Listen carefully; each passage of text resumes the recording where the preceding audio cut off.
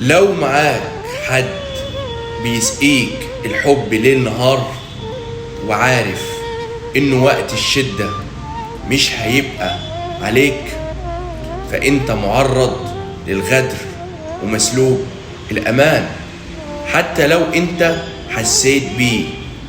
ولو معاك شخص بينقرك بس انت عارف انه وقت الشدة مش هيسيبك، فانت كده بين ايديك اجمل واعظم انواع الامان. خدها مني، الاتنين بيحبوك صحيح، لكن المحبة وحدها لا تبقينا على قيد الحياة بقدر ما يبقينا الأمان والاطمئنان مساء أو صباح.